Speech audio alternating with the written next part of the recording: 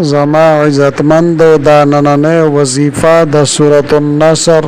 یو ډیره باکماله او خاص وظیفه ده. دا داسې سورت مبارکه ده چې د دې په ویلو سره الله جل شانه د خیر فیصله را نازلې. دا رنګ چې څوک هم د دې ورد کوي وظیفه کوي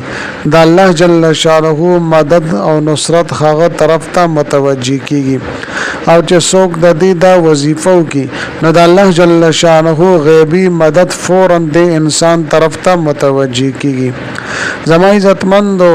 دا ډیره مختصره وظیفه ده مګر ډیره تیز ترین او سرکون کی وظیفه ده.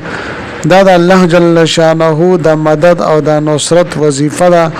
ان شاء الله تعالی د الله جل شانه مدد او نصرت به فورا تاسو طرف ته متوجي کیږي. زما عزتمندو سورۃ النصر د قران عظیم الشان په اخیری سوراتونو مبارکاو کې یو سورۃ مبارکه ده. په دې سورۃ مبارکه کې د اسلام د غلبې د فتح د بشارت ذکر ده. زما عزتمندو د چا څه قسم حاجت وي د لوی نه لوی حاجت وي ولې نه وي داسې حاجت وي چې ناممکنه حاجت وي. د ناممکنه مطلب دا چې دستا په وهم او ګمان کې هم ناراضي چې زما د حاجتونو به پوره شي او کنه،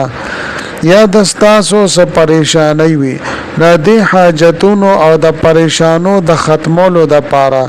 د سورۃ النصر دا ختم انتهایی مفید دی. زما عزتمندو په دې ویډیو کې زتا سوتا د سورۃ النصر مختلفې وظیفې ذکر کوم. د دې وظیفې کولو سره الله جل شانه له طرفنا د خیر فیصله را نازلېږي. الله جل شانه به ضرور دستاسو مدد کوي چې په کم یو کار کې هم مدد غواړي د الله جل شانه مدد به تاسو سره شامل خالوي. زما عزتمندو یو ورور راته په واتس اپ باندې میسج کړو او هغه دا خبره کوله چې زه کور خرڅول غواړم خو خرڅیږي نه. زه غواړم چې خپه بیا باندې په ښه نرخ باندې زما کور خرڅ شي. زما عزتمندو که چېرې ستاسو کور خرڅیږي نه،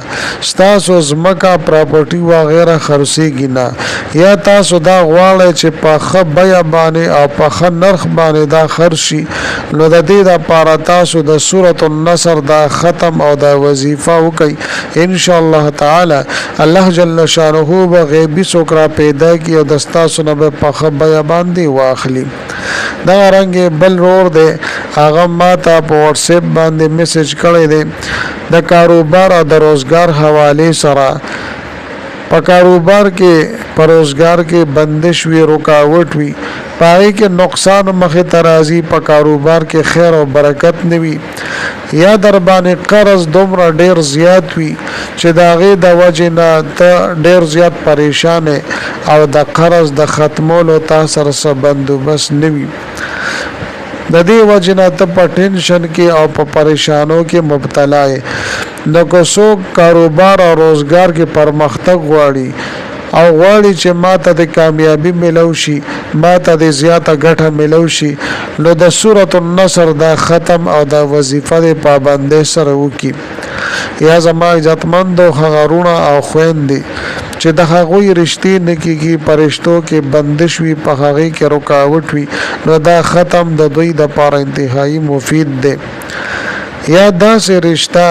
چې ټول خلق په هغه باندې رضا دي، خو یو کس یا دو کس داسې دي چې هغه په دې رشتہ باندې ناراضه دي. برابر خبره ده که د هلک طرف ته وي او که د جنې طرف ته وي. د دې لپاره تاسو دا وظیفه وکئ. ان شاء الله تعالی کوم چې منکر کس دی الله جل شانه به د هغه زړه هم دې طرف ته مایل کی او رشتہ به قبول کی. بهر حال زما عزتمندو چې د کم مقصد د پاره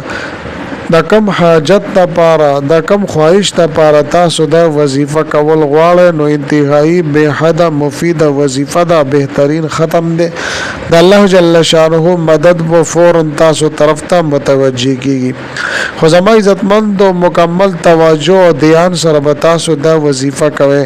ځکه دا د قران عظیم شان د سورته مبارکه وظیفه ده نو خپ عزت سره خپ عاجزه سره به تاسو دا وظیفه کوي ان شاء الله تعالی الله جل شانه به دستاسو لاسونه خالی نو واپس کوي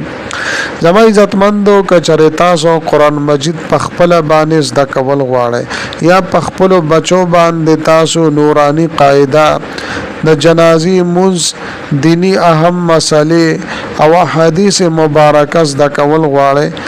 که بالغان وي او که نابالغ ماشومان وي د ټولو لپاره ما انلاین کلاسونه شروع کړي دي که څوک ورور او خور قرآن زده کول غواړي د دین مسائل زده کول غواړي یا حدیث زده کول غواړي د دین کتابونه زده کول غواړي یا خپل بچو باندې قرآن زده کول غواړي نو ما سره د په واتس اپ نمبر باندې رابطه وکړي یا زما عزتمند د ستاسو د کاروبار مسائل دي کاروبار مولال دی روزګار مولال دی کور کې جنگ جګړې او اختلافات دي د هر قسمه مسایلو لپاره کچره تاسو تعویذونه او نقوش حاصلول غواړئ نو ان شاء الله تعالی مستند تعویذونه او نقوش به تاسو ته درکول شي زما عزتمندو کچره پاول زل باندې مزما د چینل وزټ کړی وي او دا چینل مراتلو سپور سبسکرایب کړی نه وي نو برای مهرباني دا چینل سبسکرایب کړئ سبسکرایب سره خوا کې د ټلې ول نشان دی دا تاسو کلیک کړئ او سلیکټ علی کړئ د دې لپاره چې د هر راتلونکي ویډیو نوټیفیکیشن تاسو ته ملایويږي ځکه چې زما عزتمندو په دې چینل کې زه تاسو ته هر قسم مستند وظایف راوړم زما د حوصله افزایی لپاره ویډیو ضرور لایک کړئ اولاد کمنٹ کې تاسو ماشاءالله سبحان الله جزاک الله یا د دې پښان د نور خپل الفاظ لیکي تاسو ته الله جل شانه یو ټکی لیکلو باندې تلفظ باندې اجر عظیم درکې او ما ته به حوصله افزایی ملو شي زما عزتمندو د دې وظیفې ترتیب او طریقې کار داده چې صحیح طریقې سره باول تاسو د شردامو کوي کله چې مودس شدا وکړه نو کچره په یاد درته دا سورته مبارکه یاد وي یعنی اذا جاء نصر الله والفتح ورأيت الناس يدخلون في دين الله افواجا فسبح بحمد ربك واستغفر انه كان توابا